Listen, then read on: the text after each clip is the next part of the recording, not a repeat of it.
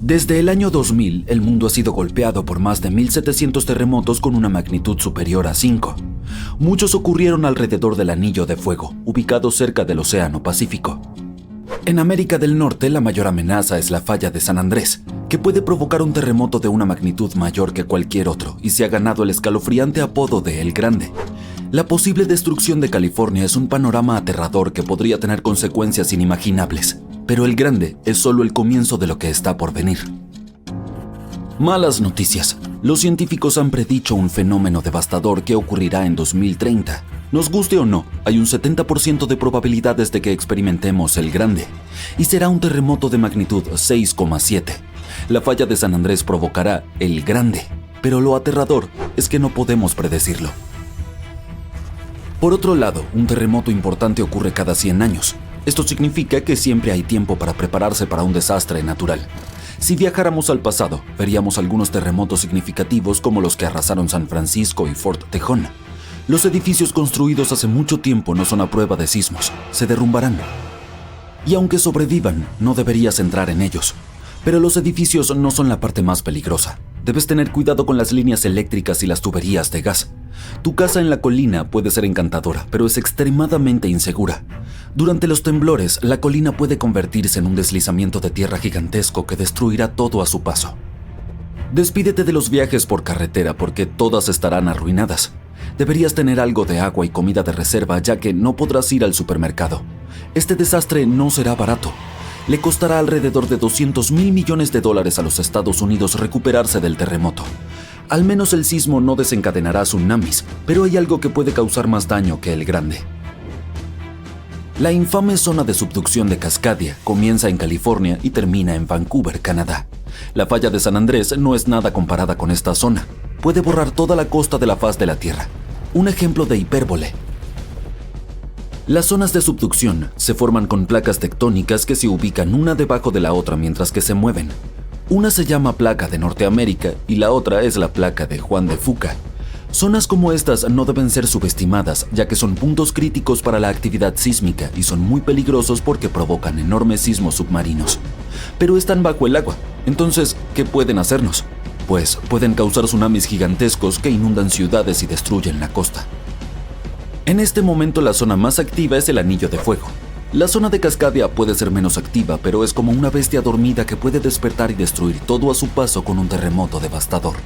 La última vez que se liberó toda esta tensión fue en el año 1700. A diferencia del terremoto de San Andrés, este causará tsunamis gigantes y sacudidas mucho más grandes. Esperemos que te encuentres en un campo abierto en ese momento, ya que la mayoría de los edificios y puentes probablemente serán destruidos. Además, prepárate para las réplicas, ya que serán devastadoras. La naturaleza tampoco se salvará. Los deslizamientos de tierra cambiarán el hábitat de los animales, incluso nuestros hogares cambiarán para siempre. Por suerte, hay una luz al final del túnel y los científicos están haciendo todo lo posible para garantizar nuestra seguridad. Se han implementado nuevas normas. Cada nuevo edificio debe ser capaz de resistir grandes impactos. Están desarrollando modernos sistemas de alerta y cada nueva infraestructura debe cumplir con estrictas pautas antisísmicas. Las placas de Juan de Fuca y la de Norteamérica están unidas, pero no permanecerán así para siempre. Cuando se deslicen, prepárate para un gran temblor. Cuanto más cerca estés del epicentro, mayor será el daño que experimentarás. Pero incluso si tienes la suerte de estar lejos, podrás sentir la tierra temblar por algún tiempo. Si comparamos la zona de subducción de Cascadia con la falla de San Andrés, veremos cuánto más peligrosa es la zona de Cascadia. En 1994 hubo un enorme terremoto de magnitud 6,7 en el área de Northridge, cerca de la falla de San Andrés. Lamentablemente, muchas personas no sobrevivieron y algunas resultaron heridas. En ese entonces, los edificios no eran a prueba de terremotos y muchos sufrieron daños. La zona de subducción de Cascadia puede causar un terremoto de magnitud 9. Un sismo de magnitud 6 tiene la potencia de alrededor de 20 millones de kilogramos de dinamita, pero uno de magnitud 9 tiene la potencia de 20 billones de kilogramos. El terremoto más fuerte jamás registrado ocurrió en Chile. Su magnitud fue de 9,5 y destruyó casi todo. Supongamos que has sobrevivido al terremoto, pero la lucha está lejos de terminar. Poco después, un tsunami poderoso golpeará con olas que podrían alcanzar hasta 30 metros en algunas zonas. Eso es muy distinto al terremoto en Sudamérica, que no puede producir olas significativas. Dile adiós a tu hermoso jardín, ya que el agua salada destruirá árboles y plantas y alterará el entorno por un cierto periodo de tiempo. Lo único positivo será que no necesitarás decoraciones de Halloween porque todos esos árboles secos parecerán un bosque fantasma. La combinación de olas, terremotos y el gran tamaño de la zona hará que este desastre natural sea mucho más peligroso que cualquiera causado por la falla de San Andrés o el Grande. Un terremoto similar a este ocurrió hace unos 300 años. Muchos más se han registrado en los últimos 3.500 años, lo que demuestra que ocurren cada 400 a 600 años. Así que técnicamente tenemos entre 100 y 300 años antes de que ocurra el próximo. Todavía no tenemos idea de cómo funciona exactamente la zona de subducción de Cascadia, ya que la descubrimos en 1970. Esta zona es sumamente aterradora porque puede causar grandes terremotos. Se encontró por accidente cuando los investigadores estudiaban el Anillo de Fuego. Querían saber si esta región había causado problemas en los últimos años, y la prueba estaba bajo sus narices. En Washington hay un bosque del horror donde no ha crecido nada durante años. Cuando los investigadores analizaron el suelo, encontraron una cantidad enorme de sal. Juntando las piezas, concluyeron que un tsunami enorme había sido la razón. Los expertos aún no sabían cuándo fue destruido el bosque. Sin embargo, afortunadamente, Japón mantenía registro de un terremoto gigantesco que tuvo un efecto similar. Fue el que ocurrió en el año 1700. Existe una posibilidad de 1 en 3 de que el próximo ocurra en 2050. Debes saber cómo sobrevivir a los terremotos canadienses y salir ileso, así que escucha con atención. Aquellos que viven en esta zona tienen casi nula experiencia con terremotos así. Sobrevivir al temblor es fácil, pero lo verdaderamente peligroso es el tsunami que viene después. Luego del temblor, busca el terreno más alto y dirígete hacia allí. Solo lleva lo esencial, como comida y agua. Sí, deja tu colección de tarjetas de béisbol en casa. Después del primer golpe, no intentes bajar. Los sismólogos dicen que muy probablemente habrá unas cuantas olas más, y lo han demostrado. El 22 de mayo de 1960, el sismólogo Jerry Easton y 4 amigos fueron a Hawái para presenciar un tsunami esperado que ocurriría alrededor de la medianoche. Instalaron su equipo en el puente Wailuku, con una ruta de escape planificada.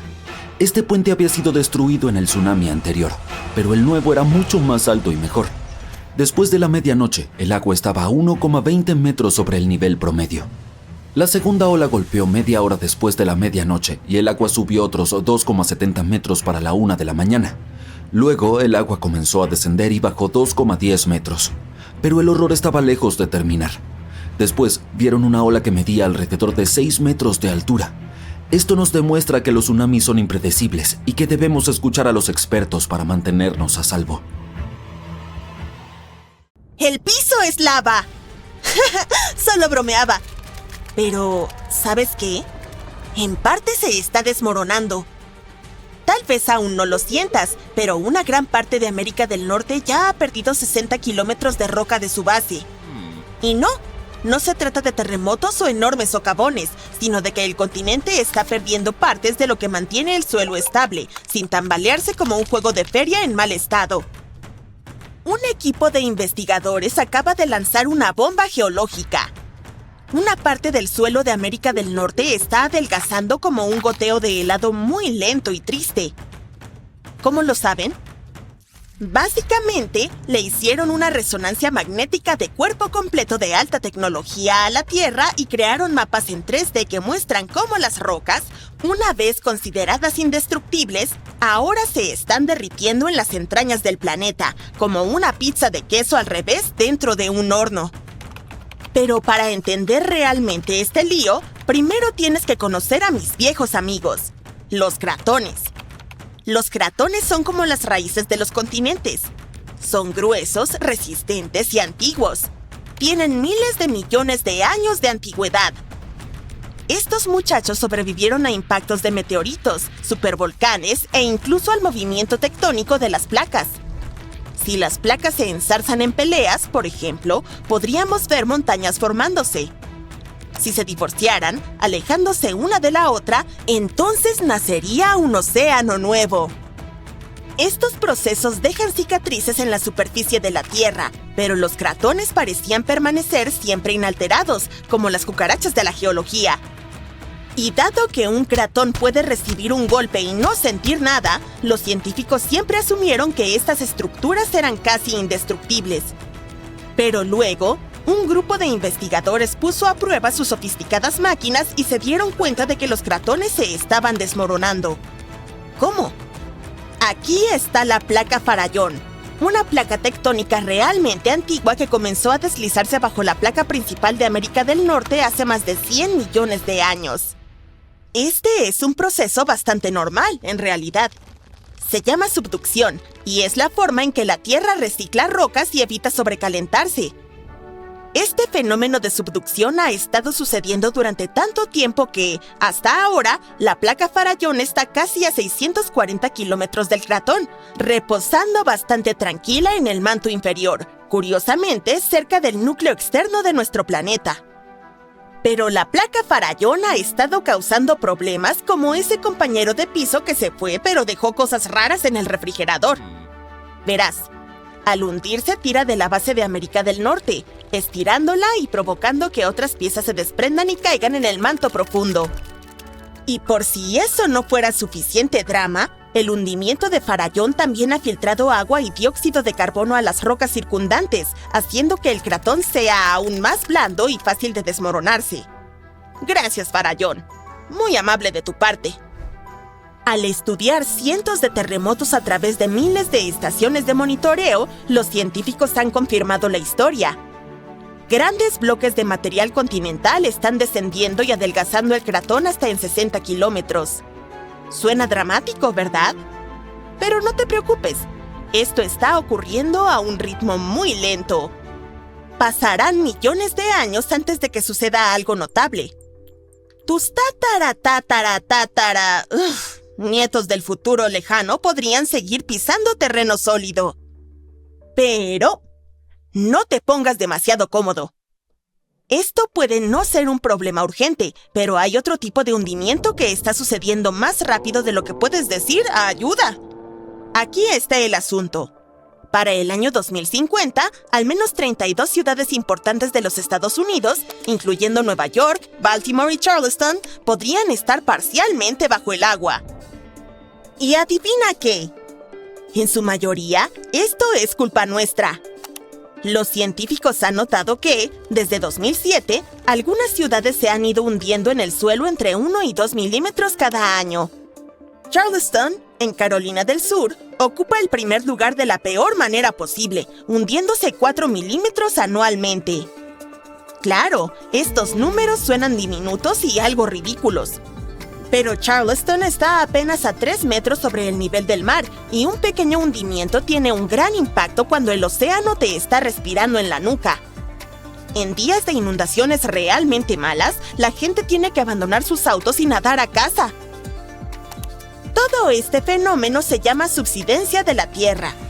Y cuando mezclas el hundimiento del terremoto con el aumento del nivel del mar, obtienes un cóctel desastroso de calles inundadas, tierras de cultivo salinas, bosques fantasmas y muchos propietarios muy irritados. Y no se detiene solo en las viviendas. Infraestructuras como puentes, caminos, aeropuertos y plantas de energía, todas cosas de las que dependemos diariamente, también están en riesgo de sufrir graves daños. Las redes eléctricas inundadas y las autopistas hundidas podrían causar miles de millones más en pérdidas económicas y crear peligros importantes para la seguridad. Bien, seamos justos. No todo es culpa de la humanidad. Algunos de estos problemas se remontan hasta la era del hielo. Hace unos 12.000 años, enormes capas de hielo cubrían el norte de Estados Unidos. Eran pesadas, realmente pesadas. El peso hundió la tierra, y cuando el hielo se derritió, el suelo no saltó de nuevo como un trampolín. En cambio, empezó a jugar un extraño juego de sube y baja geológico. Los lugares que habían sido comprimidos comenzaron a elevarse, y los que no fueron comprimidos se hundieron. Todo este proceso, llamado ajuste isostático glaciar, intenta decir eso 3 veces rápido, aún está ocurriendo hoy en día. Pero, por supuesto, los humanos encontraron una manera de empeorarlo. La extracción de aguas subterráneas es un problema. Imagina que es como sacar el relleno de un colchón. Después de un tiempo, todo se hunde. En lugares como el Valle Central de California, la Tierra está descendiendo hasta 20 centímetros al año porque seguimos bombeando agua durante las sequías. En ciudades como Nueva York, el problema no es solo el agua. Los propios rascacielos lo están empeorando. Sí, resulta que si apilas millones de toneladas de concreto y acero sobre terreno blando, tiende a aplanarse. Y en caso de que te lo preguntes, la masa total de los edificios de Nueva York es de alrededor de 762 mil millones de kilogramos. Aproximadamente lo mismo que 3,5 millones de estatuas de la libertad apiladas. Con tanto peso concentrado en un área relativamente pequeña, los suelos subyacentes no tienen otra opción que comprimirse con el tiempo. Y si pensabas que no podía ser más complicado, te equivocas. Hemos estado construyendo represas que impiden que los ríos lleven sedimentos frescos a las áreas costeras. Ese sedimento es algo así como la manera que tiene la madre naturaleza de esponjar de nuevo el suelo. Sin él, las tierras costeras se están compactando como una esponja vieja. Además, cuando se drenan los humedales para la agricultura o la construcción, el suelo pantanoso se seca y colapsa. Honestamente, es como si el suelo no pudiera tomarse un respiro. Los científicos también notaron que las áreas que solían ser exuberantes humedales ahora están entre los lugares que se hunden más rápido en el país, especialmente a lo largo de la costa del Golfo. Luisiana, por ejemplo, ha perdido una cancha de fútbol de tierra debido a esta combinación de subsidencia y aumento del nivel del mar. Entonces, ¿cuál es el objetivo final para nosotros, gente común, que solo quiere vivir por encima del nivel del mar?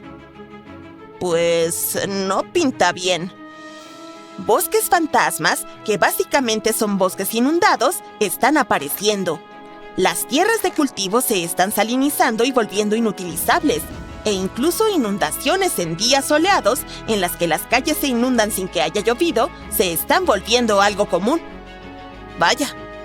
Mientras tanto, en la costa oeste, a California tampoco le está yendo bien. San Francisco y Los Ángeles se están hundiendo, lo que significa que el aumento del nivel del mar podría afectarlos el doble de fuerte y el doble de rápido. En algunos lugares, como la península de Palos Verdes, el terreno se ha estado hundiendo tan rápido que las personas de allí bien podrían vivir como topos. Entonces, ¿Estados Unidos se está convirtiendo en la próxima Atlántida? Probablemente no la semana que viene. Pero sin acciones serias, como reducir la extracción de agua subterránea y planificar ciudades más inteligentes, al menos 500,000 personas están en grave peligro y los daños a la vivienda podrían ascender a 110,000 millones para el 2050. Al final, aunque América del Norte no esté a punto de hundirse como un suflé mal hecho, definitivamente está mostrando algunas grietas en la corteza. Así que quizás deberíamos reducir la extracción de agua subterránea, replantarnos cómo y dónde construimos e invertir un poco más en mantenernos secos. Después de todo, si algún día el suelo realmente se convierte en lava, desearíamos al menos haber arreglado las filtraciones primero. ¡Oh, mira! Hay una gigantesca masa cayendo directamente hacia la ciudad de Nueva York. ¡Oh, espera! ¡Detente! En realidad, tendrás que mirar hacia abajo, no hacia arriba, porque esta masa es un conjunto de roca caliente que se mueve bajo la superficie de la Tierra. Y cuando finalmente llegue a la Gran Manzana, algunos dicen que podría partir el continente en dos. Pero fanáticos de los Yankees, e incluso ustedes, seguidores de los Mets, no se preocupen. Este viaje va a tardar unos 15 millones de años aproximadamente. Verás, hace mucho tiempo la gente notó algo curioso. Cuando miraban los mapas del mundo, pensaban, ¿no se ven los continentes como piezas de un rompecabezas que podrían encajar? Eso no podía ser solo una coincidencia, ¿verdad? Luego, en el año 1912, un meteorólogo alemán llamado Alfred Wegener propuso una idea revolucionaria, algo que ahora conocemos como la teoría de la deriva continental. Wegener decía que los continentes están siempre en movimiento, y esos enormes fragmentos de tierra que vemos hoy estuvieron una vez todos conectados, formando un gigantesco supercontinente llamado Pangea. Esa idea de repente explicó muchos misterios, como por qué los fósiles de la misma especie aparecen en diferentes rincones del mundo, incluso cuando hay océanos enteros entre ellos, o por qué las líneas costeras de los continentes coinciden también, justo como Sudamérica y África. Wegener también explicó que las montañas se forman cuando un continente en deriva choca contra otro, lo que arruga la Tierra y la empuja hacia arriba. Así fue exactamente como se formaron los Himalayas. La placa india colisionó con la placa euroasiática y la Tierra se elevó en la imponente cordillera que vemos hoy. Hoy en día, todo el mundo aprende la idea de Wegener en la escuela y la acepta como un hecho. Pero en aquel entonces, muchos pensaban que estaba completamente loco. Quiero decir, ¿continentes enteros moviéndose por ahí? ¿Que en la Tierra podrían empujarlos? Es por eso por lo que a los científicos les llevó más de 50 años finalmente decir: ¡wow! Ya sé, es el manto de la Tierra. Sí, las corrientes lentas de roca caliente en las profundidades del manto terrestre empujan las placas tectónicas. Y eso significa que los continentes también se mueven. Imagina piezas de rompecabezas súper resistentes que flotan sobre avena hirviendo. Esa es una imagen, ¿sí? Se desplazan y tarde o temprano chocan entre sí. Eso es lo que sucede en la superficie de la Tierra. Y así fue como finalmente acordamos que Wegener tenía razón. Pero, ¿y si te dijera que ese podría no ser siempre el caso? La mayoría de los expertos coinciden en que el supercontinente Pangea comenzó a fragmentarse hace unos 200 millones de años. Y así fue como terminamos con el mapa mundial que conocemos hoy en día.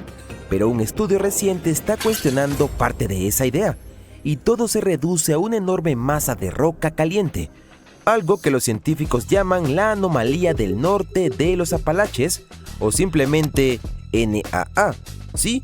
Lo que casualmente llamamos una mancha, los expertos lo consideran una anomalía, y eso es simplemente porque es más cálida que la roca que la rodea.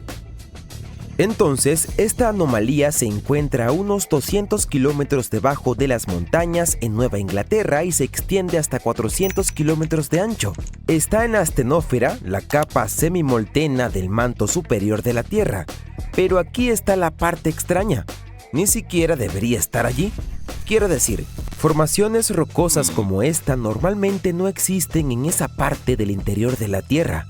Durante años, los científicos pensaron que la anomalía era un remanente de cuando el continente norteamericano se separó del noreste de África hace unos 180 millones de años. Este nuevo estudio indica que podría no ser el caso. Sugiere que la mancha está en realidad vinculada al proceso que separó Groenlandia de América del Norte solo hace unos 80 millones de años. La idea es que esta mancha es un remanente de cuando la masa terrestre se dividió, una pieza que nunca se asentó por completo. Estamos hablando de una mancha muy persistente porque todavía sigue en movimiento. Muy lentamente, pero sigue moviéndose. Avanza solo unos 20 kilómetros en 1.000.000 de años. Con el tiempo ya ha recorrido más de 1.800 kilómetros desde donde apareció por primera vez. Y ahora, neoyorquinos, atención, esta masa de roca abrasadora se dirige hacia ustedes. Está bien, sé que soy un poco dramático. La verdad es que realmente no tenemos de qué preocuparnos. Primero, los científicos dicen que ni siquiera se acercará a la ciudad por al menos 15 millones de años. Y en segundo lugar, aunque le llamemos masa, no es algo gelatinoso. No está resumando y definitivamente no va a abrirse camino a través de la corteza terrestre e invadir el metro de Nueva York ni nada por el estilo. Eso simplemente no va a pasar. ¿Cómo se verá la anomalía o qué podría hacerle al continente en el futuro? Sigue siendo un misterio para los geólogos, pero están bastante seguros de que no tendrá un impacto real en la infraestructura humana ni en nuestra vida diaria. No es como si de repente la lava fuera a brotar por el suelo de tu casa. Eso es porque, al final del día, la burbuja no es más que piedra, como cualquier piedra que ves en la calle, solo que súper caliente, enorme y enterrada profundamente dentro de la tierra. Para explicar por qué esta roca se encuentra en un lugar tan extraño, los científicos propusieron lo que llaman la teoría de la onda del manto. Así que piensa en ello como una lámpara de lava. Después de que los continentes se separan, la roca caliente y pesada puede desprenderse del fondo de las placas tectónicas en burbujas. Esas burbujas, o fragmentos de roca, se mueven debajo de la corteza y crean ondas. Cuando ese material caliente se desliza bajo un continente, actúa como la llama bajo un globo aerostático, le da un pequeño impulso al terreno. Luego, cuando los continentes se expanden y se dividen, se abre un espacio debajo y la roca semifundida lo llena con rapidez. Eventualmente se enfría, se vuelve más pesada y se hunde. Mientras tanto, el material del manto más caliente asciende y crea un área cálida llamada anomalía térmica. Este movimiento repentino sacude la base del continente. Imagina una fila de fichas de dominó. Una pieza cae y las demás la siguen. Bloques de roca empiezan a gotear hacia abajo uno tras otro y con el tiempo se mueven lentamente hacia el interior. Los científicos piensan que estas corrientes de roca continúan fluyendo, ondeando bajo la superficie durante millones de años. Saber todo esto es importante porque la anomalía podría haber influido en la conformación del terreno sobre ella. Por ejemplo, puede haber elevado algunas montañas antiguas durante los últimos millones de años. Eso ayuda a explicar un gran misterio de la región. ¿Por qué los Apalaches siguen en pie? Es decir, ¿por qué no se han desgastado tanto como cabría esperar después de tanto tiempo? Piénsalo, los Apalaches son ancestrales. Esta cadena montañosa en América del Norte comenzó a formarse hace cientos de millones de años, mucho antes que los dinosaurios. Con todo ese tiempo, la lluvia, el viento y la erosión ya deberían haberlas desgastado hasta casi desaparecer. Honestamente, algunos geólogos esperaban que fueran al menos colinas ondulantes, pero no, todavía son montañas, bonitas además, y mucho más grandes de lo que deberían ser. Y aquí es donde entra en juego la burbuja. Mira, cuando una gigantesca bolsa de roca supercaliente se encuentra debajo de una cadena montañosa, realmente puede darle a la corteza un pequeño empuje. Es como poner un globo bajo una manta. La manta se eleva. El calor hace que la corteza terrestre sea más ligera, por lo que aunque el viento y la lluvia desgastan las montañas desde arriba, la Tierra las está empujando suavemente hacia arriba desde abajo. Hay otra conclusión positiva de este estudio. Estos nuevos conocimientos pueden ayudar a los científicos a comprender mejor otras extrañas características geológicas en el mundo. De hecho, los investigadores creen que ya podrían haber encontrado un gemelo de esta masa, ubicada bajo el centro norte de Groenlandia y también vinculada al mar de Labrador. Entonces, ¿qué podemos concluir con todo esto? Bueno, el movimiento de las placas tectónicas sigue siendo la razón por la que los continentes se separan, pero el proceso es mucho más profundo de lo que pensábamos. Los efectos de las fracturas antiguas pueden seguir manifestándose millones de años después de la separación de la superficie, tal como ocurrió en Groenlandia. Aunque aún es realmente difícil predecir cómo se verá esta anomalía en el futuro, sabemos una cosa con certeza en este momento: no hay nada que temer. Y apuesto que la mayoría de nosotros no estaremos por aquí para verlo cuando suceda. Todos sabemos que las misiones espaciales tienen un costo exorbitante. Para tener una idea, un boleto al espacio para un astronauta comienza en alrededor de $20 millones y puede ascender hasta 50 millones. La NASA es una organización bien financiada, pero siempre están buscando reducir costos y ahorrar millones donde sea posible. Además, la NASA hace tiempo comprendió que no necesitan ir a la luna de Saturno para estudiar si hay vida allí. Tenemos todas las condiciones adecuadas para la vida extraterrestre en Wyoming. Si eso te suena, entonces ya sabes por qué la NASA tiene tanto interés en Yellowstone. Para explorar la vida más allá de la Tierra, debemos estudiar entornos que imiten las condiciones extraterrestres. Ahí es donde entran en juego las aguas termales. Ahora bien, no es todo el parque lo que despierta el interés de la NASA. Dejemos a los osos, los alces y otros terrícolas a nuestros biólogos. El verdadero punto de interés son los géiseres, donde prospera la vida microbiana. Por cierto, Yellowstone tiene más géiseres y aguas termales que el resto del mundo junto. En algunos de ellos, el agua puede alcanzar temperaturas de hasta 90 grados. Puedes pensar, vaya, eso solo es bueno para preparar té. Pero aquí está el asunto. La vida en forma de microbios no solo sobrevive, sino que prospera en estas condiciones extremas. De hecho, se ha adaptado específicamente a ellas. Entonces, ¿podrían estos microbios ayudarnos a encontrar vida en otros planetas? ¡Absolutamente! Ahora, enfoquémonos en la verdadera estrella, la gran fuente prismática. Está llena de sílice, lo que le da ese color impresionante. La sílice refracta la luz solar, especialmente las longitudes de onda azules, por eso se ve tan vibrante. La parte más asombrosa, sin embargo, no es el color, sino el hecho de que esta fuente termal puede enseñarnos mucho sobre cómo evolucionó la vida. Hace unos 4.500 millones de años, los seres vivos aún no sabían cómo aprovechar la energía del sol, por lo que utilizaban procesos químicos en su lugar, tal como lo hacen ahora en la gran fuente prismática. Pero, ¿por qué estamos hablando de otros planetas? Bueno, si la vida en la Tierra comenzó de manera comparable a lo que vemos en Yellowstone, hay una buena posibilidad de que podamos encontrar algo similar en otro lugar del universo. Y si pudiéramos precisar cómo comenzó la vida aquí, podríamos afinar nuestra búsqueda de vida en otros planetas. Géiseres muy similares a los de Yellowstone se pueden encontrar en lunas como Encélado, que orbita Saturno, y Tritón, que es una luna de Neptuno. Pero, ¿cómo se comparan con los géiseres que vemos en Yellowstone? En 1989, la nave espacial Voyager 2 de la NASA realizó un descubrimiento revolucionario al detectar géiseres en Tritón. Esta era la primera vez que alguien había visto un géiser fuera de la Tierra, sin contar las erupciones volcánicas en la Luna y o de Júpiter, que fueron encontradas por la Voyager 1 en 1979. Desde entonces, se han encontrado géiseres en otras lunas de nuestro sistema solar. En Yellowstone, los géiseres se calientan gracias al agua que proviene de las profundidades. Sin embargo, los géiseres en algunas de las lunas exteriores obtienen su calor de las fuerzas de marea, la atracción gravitacional de los grandes planetas que orbitan. ¿Has visto que las mareas oceánicas de la Tierra son afectadas por la Luna y el Sol? Pues bien, estas lunas experimentan algo similar, pero a una escala mucho mayor. Bajo la superficie helada de estas lunas, hay océanos cálidos y salados que se mantienen líquidos porque el espeso hielo que hay sobre ellos los aísla.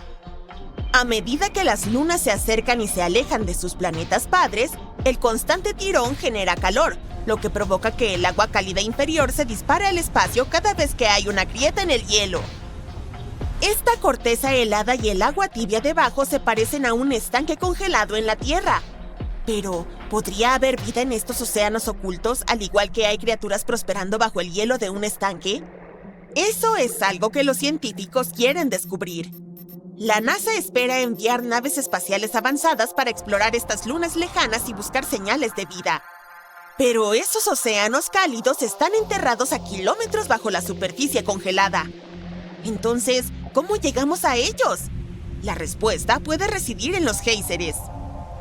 En febrero de 2019, un grupo de científicos planetarios decidió visitar Yellowstone en invierno para estudiar las similitudes entre los géiseres de la Tierra y los del espacio. Saben que los géiseres de Yellowstone son hogar de unos pequeños microbios resistentes llamados extremófilos, que prosperan en condiciones extremas como el agua caliente o ácida.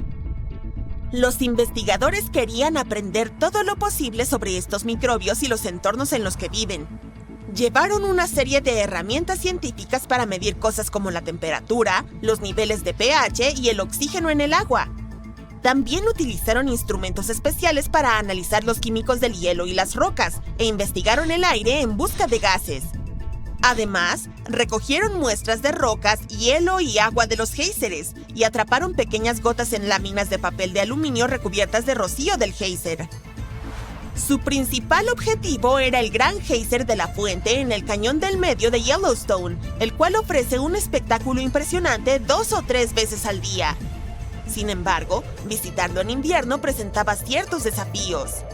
Algunos científicos se retrasaron debido al clima nevado y llegaron tarde por la noche justo antes de que tuvieran que entrar al parque. Luego, su coche quedó atascado en un ventisquero y tuvo que ser rescatado por una máquina quitanieves. Al día siguiente, viajando en un autobús especial para nieve, el equipo tuvo que abrirse paso a través de la nieve profunda por casi 1 kilómetro para llegar al geyser, mientras vigilaban la presencia de alces, bisontes e incluso osos. A medida que se dirigían al gran geyser de la fuente, hicieron pausas para recolectar muestras y hacer mediciones de otros estanques interesantes en el camino, como Lemon Pool y Surprise Pool. Aunque Yellowstone parece remoto, no está tan lejos como Encélado y Tritón. Es un laboratorio natural único que puede enseñarnos mucho sobre la vida en la Tierra y, potencialmente, más allá. Oh, en cuanto a laboratorios, el Gran Manantial Prismático podría considerarse uno. Mira a estos chicos. Bajo el microscopio se ven como cerillas. Su nombre latino oficial es Thermus aquaticus. Viven en esta fuente termal y estas bacterias han salvado millones de vidas. Si eres escéptico sobre lo que acabo de decir, entonces debes saber que estas bacterias ayudaron a crear la base de las pruebas PCR, ampliamente utilizadas en la medicina actual para dar diagnósticos rápidos y precisos. En los años 60, un microbiólogo llamado Thomas Brock estaba explorando las piscinas térmicas sobrecalentadas del parque y se topó con algo asombroso. A Brock le interesaban muchísimo las bacterias que podían prosperar en condiciones extremas. Durante sus 10 años de investigación en géiseres y manantiales termales, encontró un microbio en un manantial llamado Mushroom Pool que podía sobrevivir en agua casi hirviendo. Este pequeño, Thermus aquaticus, resultó ser un cambio radical para la ciencia. ¿Por qué? Bueno, es crucial para una técnica llamada PCR, o reacción en cadena de la polimerasa, que se usa para hacer copias rápidas de muestras de ADN. Antes del descubrimiento de Brock, este proceso era complicado porque el calor podía dañar las enzimas que mantienen el ADN unido. Pero gracias al Thermus aquaticus, los científicos ahora pueden calentar y enfriar muestras de ADN sin descomponerlas, haciendo todo más rápido y fácil. Todo esto sucedió porque los investigadores habían purificado una enzima llamada polimerasa TAC a partir de este organismo. Esos microbios de Yellowstone también podrían ser tu nuevo plato favorito para un desayuno delicioso y sostenible. Un microbio único fue descubierto allí durante una investigación financiada por la NASA y ahora se está transformando en sabrosas hamburguesas veganas para el desayuno y queso crema. Originalmente encontrado en una fuente termal, esta pequeña maravilla se llama Fusarium cepa flavolapis y ha captado la atención de los entusiastas del espacio como una posible fuente de proteína para misiones espaciales prolongadas. Además, requiere mucha menos agua y tierra que la carne de res y se convierte así en una opción interesante. Los investigadores al principio analizaron este microbio para hacer biocombustibles, pero pronto se dieron cuenta de que podía cultivarse como una proteína completa con una textura similar a la del pollo. Comercializado como FAI, puede transformarse en una variedad de productos alimenticios, todo gracias a un proceso de fermentación que lo mantiene libre de contaminantes. Casi lo olvido, la NASA incluso está trabajando en un bioreactor para cultivar FAI en el espacio. ¡Oh! ¡Sigue conectado!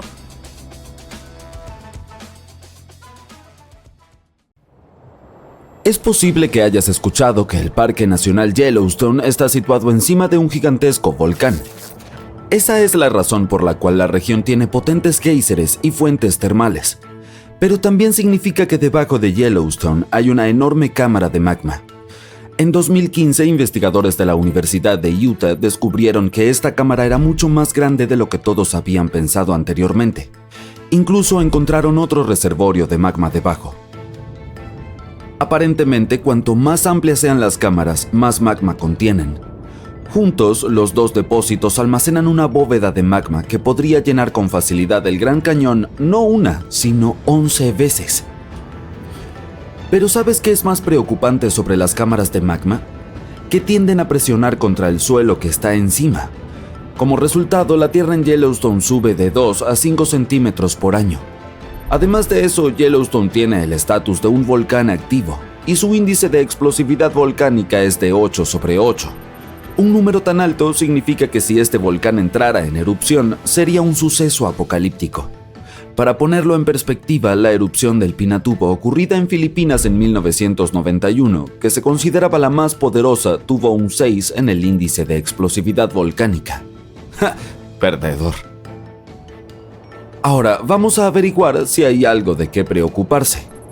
En marzo de 2023, las estaciones sismográficas de la Universidad de Utah registraron 354 terremotos en toda la región del Parque Nacional Yellowstone. Parece mucho, pero ten en cuenta que el suceso más impresionante del mes fue un mini terremoto de magnitud 3,7. Fue parte de un enjambre de 106 terremotos que comenzó el 29 de marzo y continuó hasta el final del mes. Sí, aparentemente los terremotos también vienen en enjambres, así que debes estar atento.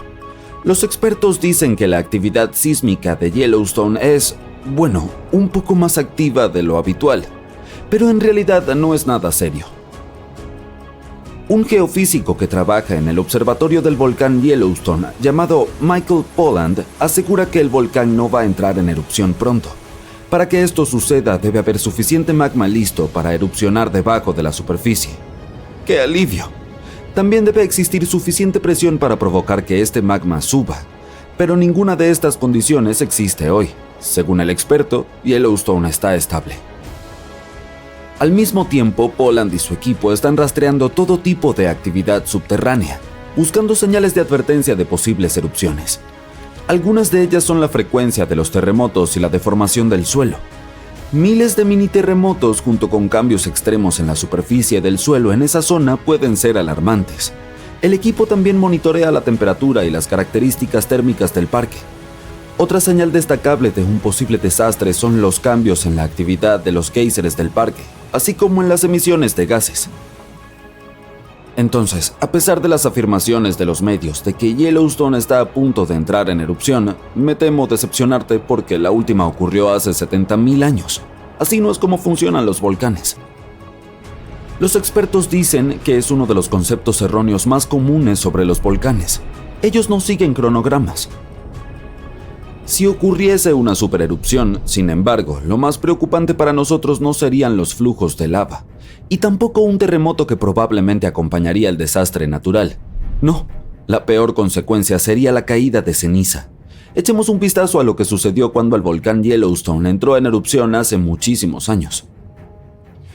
Ha habido al menos 3 supererupciones en la historia del volcán. La más potente de ellas fue 2.500 veces más devastadora que la aterradora erupción del monte Santa Elena en el estado de Washington en 1980. En cuanto a la más reciente, fue bautizada como la erupción de Lava Creek. Formó la caldera de Yellowstone después de expulsar al aire una cantidad increíble de polvo, ceniza volcánica y roca. Recientemente los científicos también han descubierto otras 2 supererupciones que ocurrieron hace alrededor de 9 y 8,7 millones de años. Se considera que la más reciente de las 2 es el evento registrado más grande de toda la provincia volcánica del río Snake Yellowstone. Echemos un vistazo a lo que estaba sucediendo hace tantísimos millones de años, porque no estábamos en ese entonces, así que solo podemos hacer suposiciones basadas en las evidencias. Los primeros indicios del desastre aparecieron mucho antes de que estallara la catástrofe. Durante miles de años, el calor había estado surgiendo desde el interior del planeta. Las rocas debajo de la corteza se derretían y dejaban atrás enormes cámaras. Estaban llenas de una mezcla presurizada de roca semisólida, magma, vapor de agua y diferentes gases incluyendo dióxido de carbono. Toda esta candente sopa subterránea se estaba expandiendo, ya que más y más magma llegaba con el tiempo.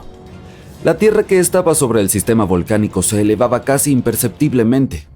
Un año antes de la supererupción, Yellowstone dio una advertencia. ¿Un eructo quizás? Pero hace tanto tiempo no había nadie que pudiera interpretar esas señales. Además, la mayoría de estos procesos alarmantes ocurrían bajo tierra. Por ejemplo, la descompresión libera burbujas de gas. Al reventar, estas burbujas a menudo impulsan ciertos tipos de erupciones. Meses antes de la erupción, los terremotos de pequeña escala se volvieron más frecuentes y más intensos. El suelo en muchos lugares alrededor del supervolcán se calentó más que de costumbre. Los lagos superficiales y las aguas subterráneas también elevaron su temperatura. Si hubiera habido personas en esa época, habrían notado una extraña niebla en toda la zona. No mucho antes de que comenzara la erupción, la creciente presión empujó el suelo sobre la cámara de magma hacia arriba.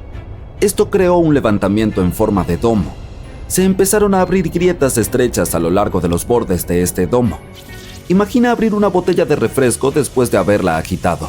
Algo parecido estaba sucediendo cerca del volcán, como una mezcla de Mentos y Coca-Cola. La presión se liberó a través de las fracturas cuando los gases estallaron desde debajo de la superficie. Justo antes del desastre, el suelo alrededor del volcán Yellowstone se elevó. Las piscinas geométricas y los géiseres se calentaron hasta llegar a temperaturas de ebullición y se volvieron más ácidos de lo habitual. El magma comenzó a ascender hacia la superficie. En un momento dado, el techo de roca de la cámara de magma no pudo resistir más y la erupción se desató. Pequeños pero constantes temblores comenzaron a mover el suelo días antes de la catástrofe, pero el verdadero temblor no empezó hasta varios minutos antes de la erupción.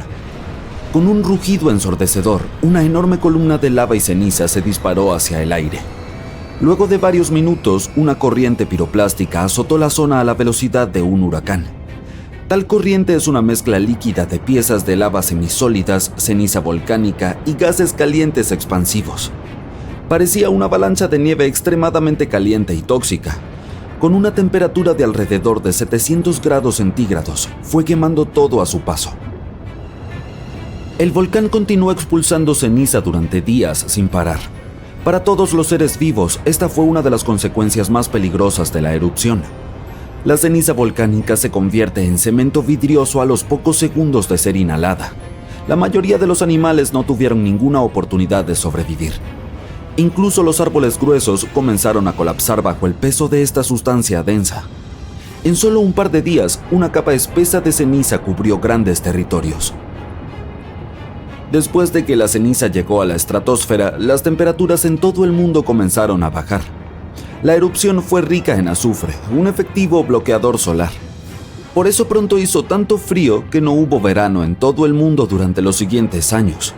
Los animales no podían encontrar comida ni agua limpia. Este desastre natural llamado la supererupción de Grace Landing fue colosal. Así es como los investigadores lo describieron en sus estudios recientes. Afectó un territorio enorme. Las corrientes de lava esmaltaron un área tan grande como Nueva Jersey en vidrio volcánico ardiente que esterilizó instantáneamente la superficie de la Tierra, eliminando toda la vida vegetal que había prosperado allí. Si semejante erupción ocurriera en estos días, cubriría Colorado, Utah y Wyoming con casi 1 metro de ceniza volcánica tóxica. Muchas regiones quedarían sumergidas en la oscuridad.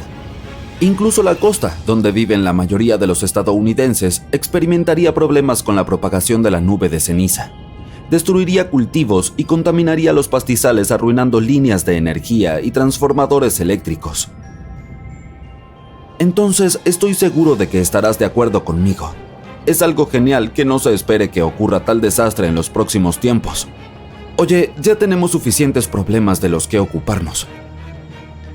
Mientras ves este video, pedazos de continentes se están desprendiendo lentamente desde abajo y son arrastrados hacia el manto oceánico, una capa caliente, mayormente sólida, que se mueve lentamente bajo el fondo del mar. En cuanto estos fragmentos llegan al manto, pueden provocar erupciones volcánicas en partes del océano donde no hay volcanes. Además, cuando los continentes se separan, no solo ocurre en la superficie, sino también muy profundo. Pero eso lo veremos después. Este proceso puede continuar por decenas de millones de años. El nuevo estudio muestra que el interior de la Tierra es aún más dinámico de lo que pensábamos. También explica por qué muchas islas volcánicas, incluyendo la isla de Navidad en el noreste del Océano Índico, contienen niveles inusualmente altos de ciertos elementos químicos. El asunto es que estos elementos normalmente solo se encuentran en la corteza continental. Bueno, los científicos sospechaban que estos elementos aparecían porque fuerzas poderosas en las profundidades de la Tierra tomaban viejos pedazos de roca reciclados y los mezclaban en el manto. Este proceso funciona un poco como cuando mezclas dos ingredientes para hacer masa de pastel. Pero antes, los investigadores creían que esos elementos venían de dos fuentes principales: sedimentos que se hundieron en el manto cuando las placas oceánicas fueron empujadas hacia abajo, o de plumas del manto. Esas son columnas de roca caliente que ascienden desde lo profundo de la Tierra. Sin embargo, estas explicaciones no encajan con todas las observaciones. En algunas áreas volcánicas, casi no hay señales de que la corteza haya sido reciclada. En otros lugares, el manto parece frío y demasiado cerca de la superficie para ser afectado por la roca caliente ascendente. Los científicos se preguntaban cómo podía pasar esto. Ahora sabemos que parte del material en esas regiones proviene de pedazos de continentes que se hunden en lo profundo del manto, y estos pedazos afectan a los volcanes que se forman arriba. El nuevo estudio también sugiere una idea curiosa. Los continentes no solo se separan en la superficie, también se despegan desde abajo. Y esto puede ocurrir a distancias mucho mayores de lo que los científicos pensaban. Los investigadores usaron simulaciones para descubrir cómo se comportan los continentes y el manto cuando son estirados por fuerzas tectónicas.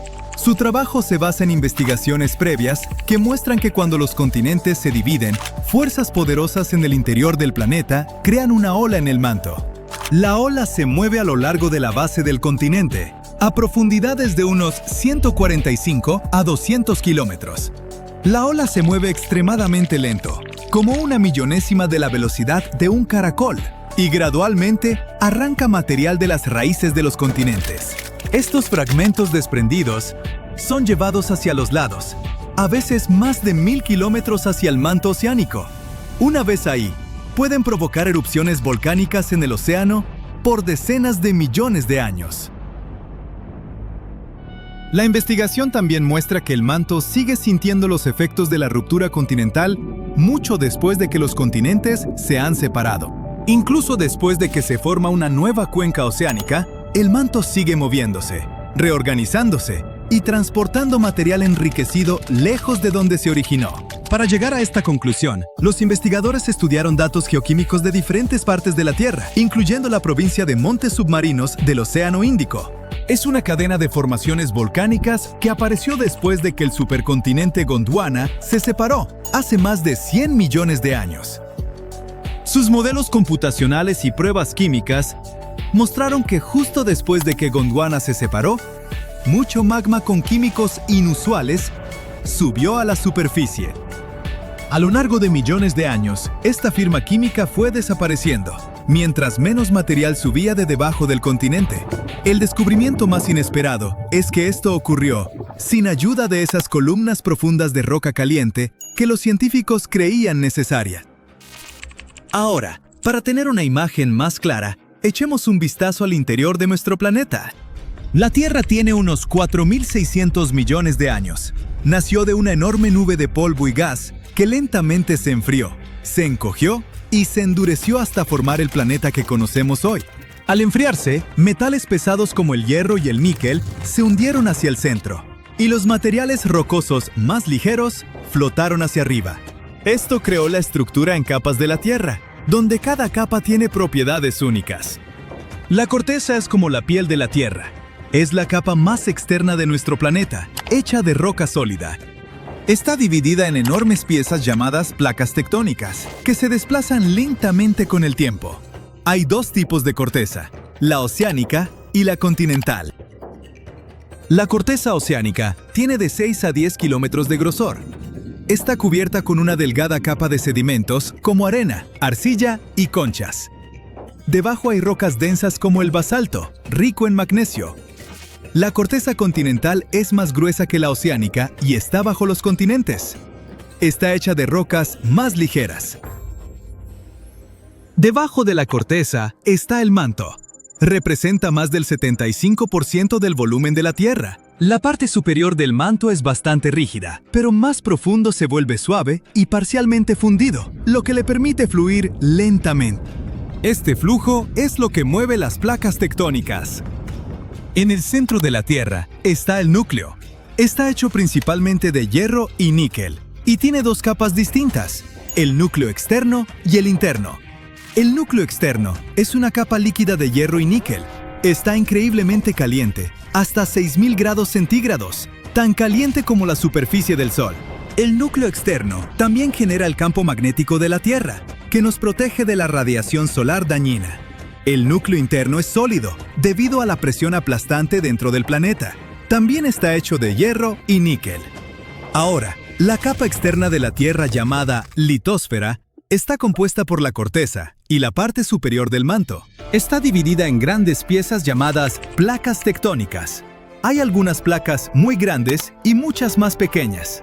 6 de las placas principales llevan el nombre de los continentes que cargan, como las placas norteamericana, africana y antártica. Pero incluso las placas más pequeñas juegan un papel importante. Por ejemplo, la pequeña placa Juan de Fuca es responsable de muchos volcanes en el noroeste del Pacífico de Estados Unidos. Las placas se mueven como un montón de viejas bandas transportadoras. Se mueven muy lento, de 2 a 5 centímetros por año. Pero a lo largo de millones de años, este movimiento moldea la cara de nuestro planeta. La mayoría de los terremotos, volcanes y formación de montañas ocurren donde las placas se encuentran, se separan o se deslizan una junto a otra. Hay 3 tipos principales de límites de placas. Convergentes, cuando las placas se mueven una hacia otra. Divergentes, cuando se separan.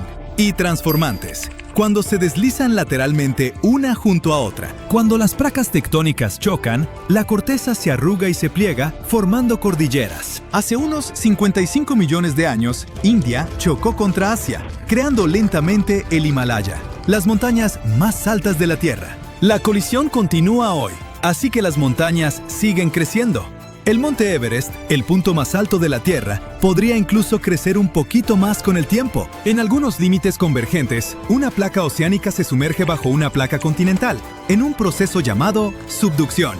La Tierra de arriba se eleva, formando montañas, y la placa que se hunde se derrite y provoca erupciones volcánicas. Así es como se formaron algunas montañas en los Andes de Sudamérica. Cuando 2 placas oceánicas chocan, una usualmente se desliza debajo de la otra, creando fosas oceánicas profundas como la fosa de las Marianas en el Pacífico Norte, el punto más profundo de la Tierra.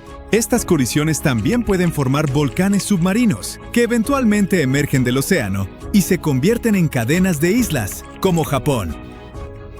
En los límites divergentes, las placas tectónicas se alejan una de otra. En los océanos, el magma de lo profundo del manto sube para llenar el espacio. Esto crea montañas y volcanes submarinos a lo largo de la grieta.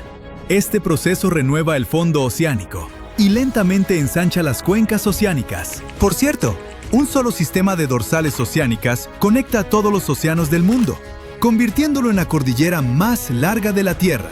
En tierra, cuando las placas se separan, forman valles gigantes, como el Gran Valle del Rift en África.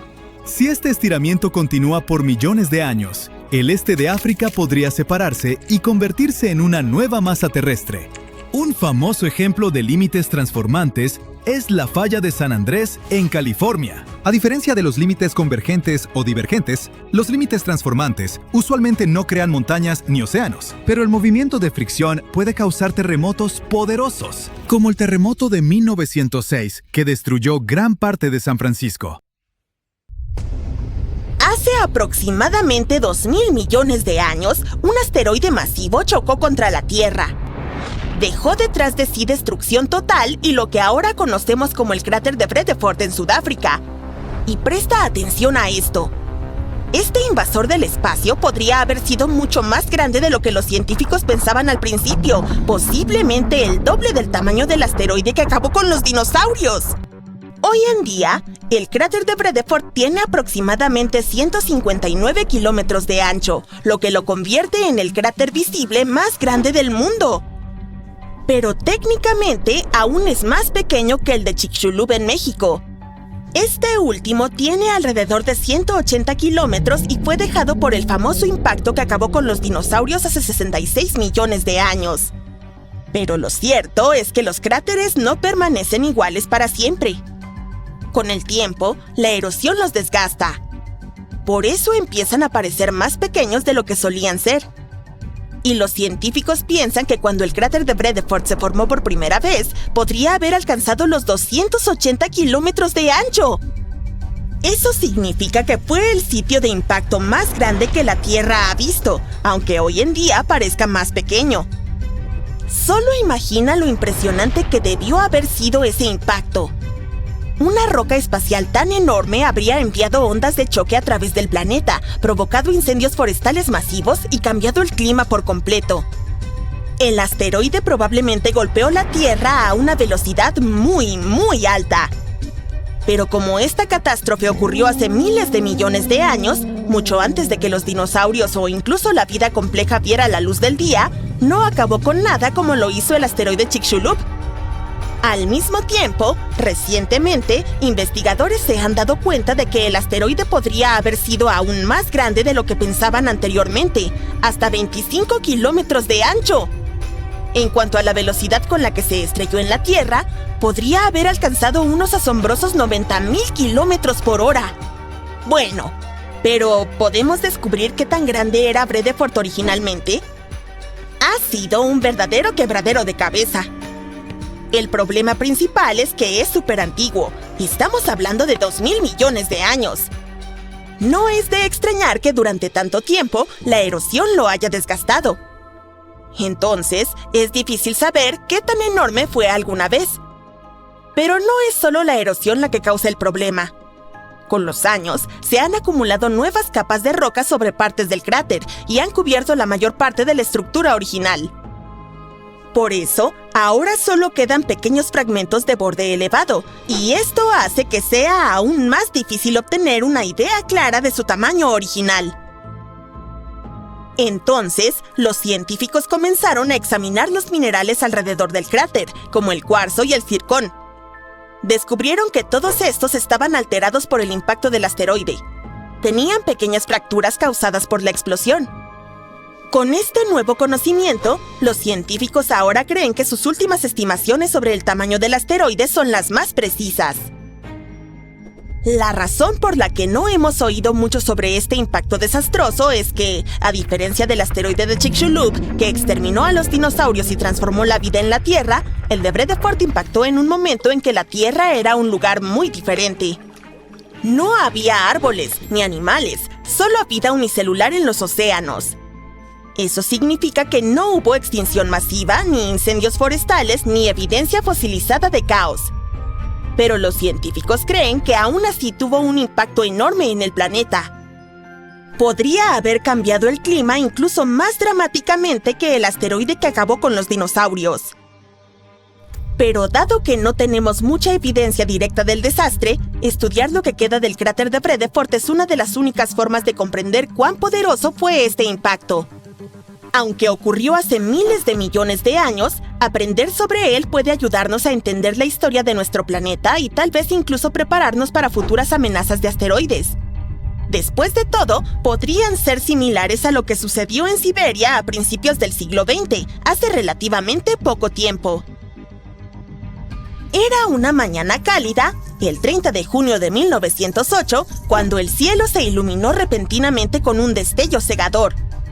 Lo que siguió fue una explosión tan poderosa que permaneció como un misterio durante décadas. Conocido como el evento Tunguska, fue uno de los desastres más desconcertantes de la historia. Los científicos sospechaban que era el impacto de un asteroide, similar al que provocó la extinción de los dinosaurios.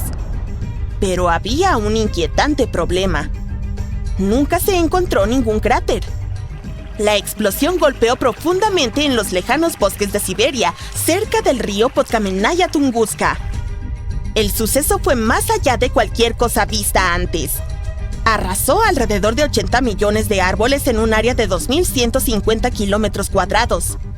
La fuerza del evento fue asombrosa. Fue lo suficientemente fuerte como para devastar el paisaje, quemar el suelo y eliminar a incontables animales.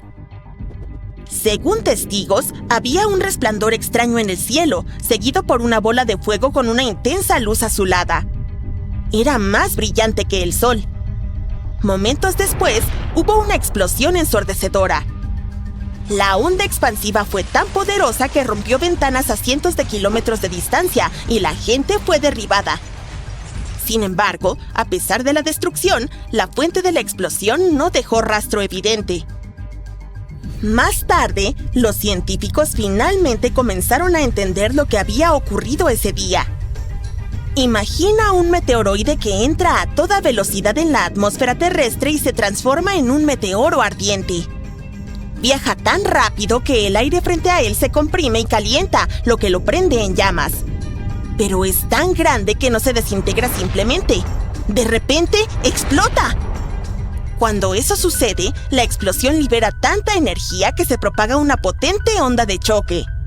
Y como la explosión ocurre en el aire, no deja un cráter de impacto. A principios del siglo XX, con la tecnología limitada y la ubicación remota, los científicos se enfrentaron a un enigma. Solo mucho después concluyeron que había sido una explosión aérea, donde un objeto explota en lo alto de la atmósfera, sin tocar el suelo, pero liberando suficiente energía para devastar el área. Muy probablemente era un asteroide gigante del tamaño de un edificio de 25 pisos.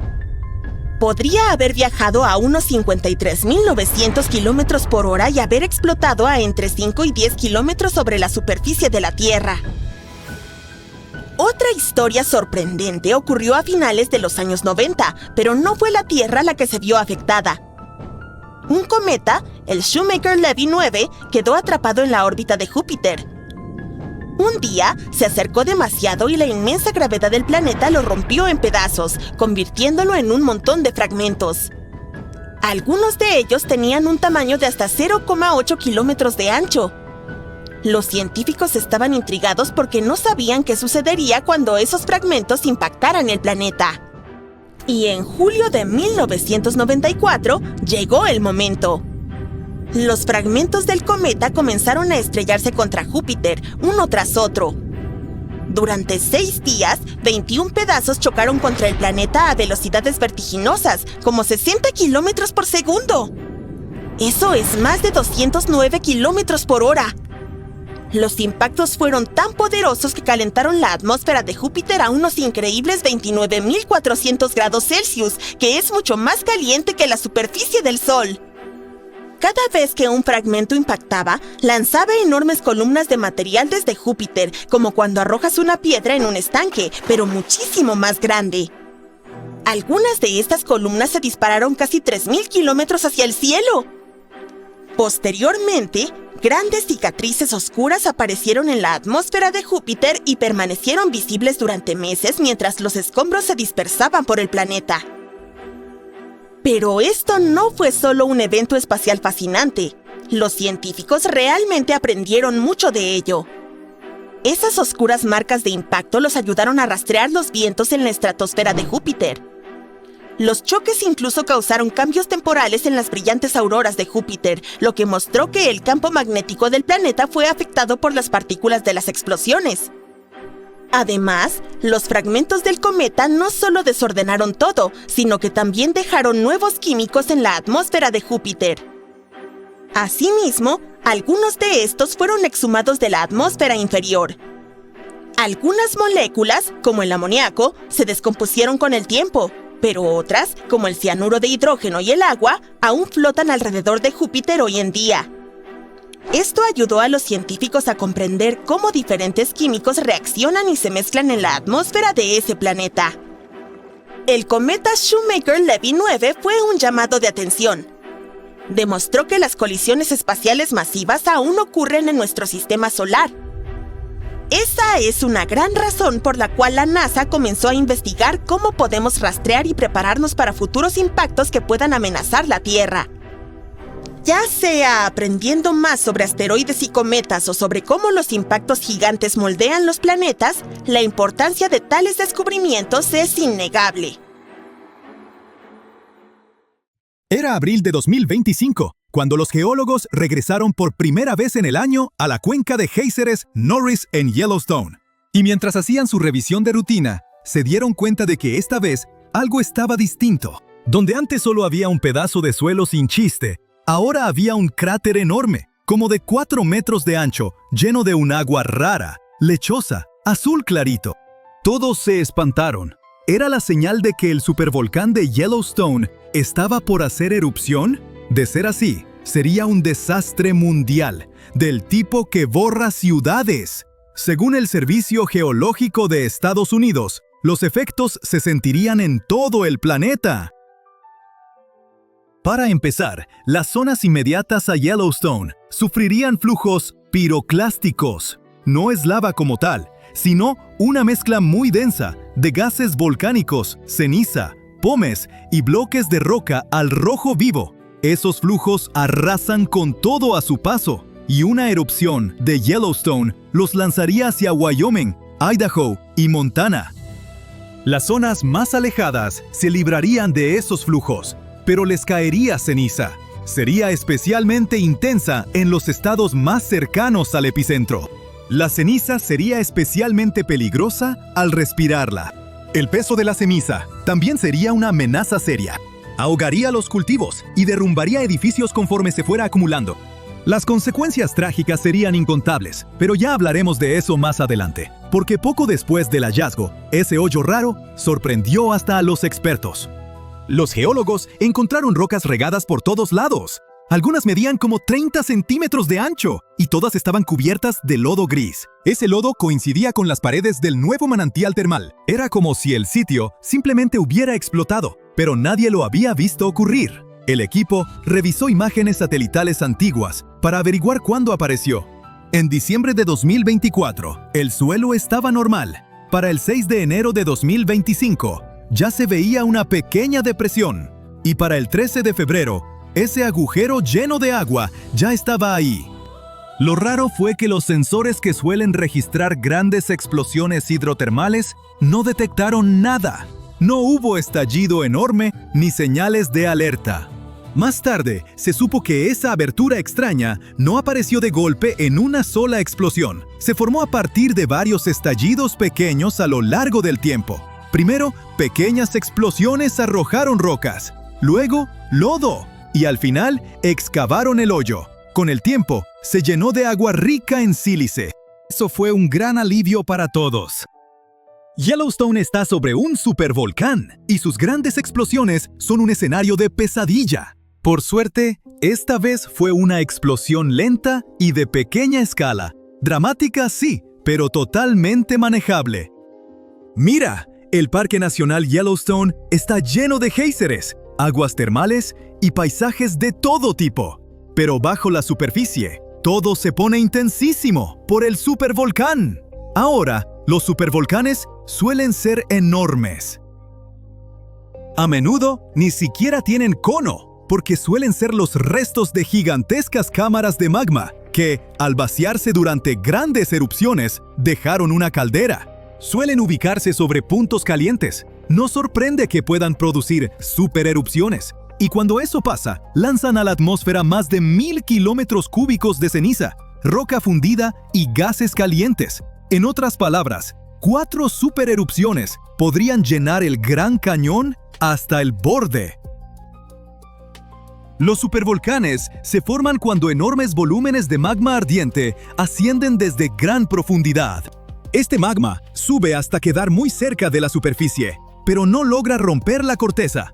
Así, se acumula una bolsa presurizada de magma burbujeante a unos pocos kilómetros de profundidad.